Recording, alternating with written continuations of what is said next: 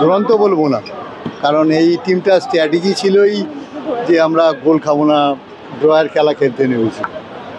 সুতরাং একটু বেশি আমরা ভেতর দিয়ে যাওয়ার চেষ্টা করেছি, একটু উইং প্লেটা বেশি হলে আরও বেশি। তার মধ্যে আবার আমাদের কপালটাও তো খারাপ যাচ্ছে, গত লাস্ট 10-12 বছর ধরে রেফারির শিকার হচ্ছি, আমাদের কপাল খারাপ।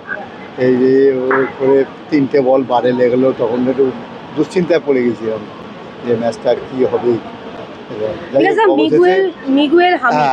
আমার মিগুয়েল আমার 74 নম্বর আর 8 নম্বর, এই দুটোকে ভালো লেগেছে।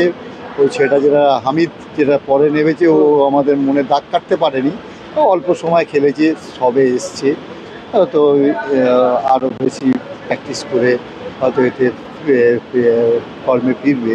কিন্তু আমাকে আজকেও দাগ কাটতে পারবো না, আজকে বলাও ঠিক নেই। একটু উইনিং গোলটা করেছে, তা ভালো। তবে আমার মনে হয় যে যদি মাদি তালাল থাকে, আমার মনে হয় মাদি তালাল ওর থেকে বেটার হবে।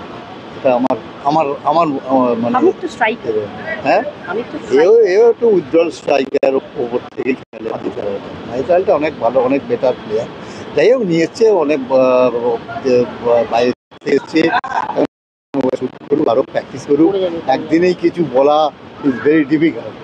যাই হোক, আমরা ফ্লুয়েন্টলি চলে গেলাম কোয়ার্টার ফাইনাল।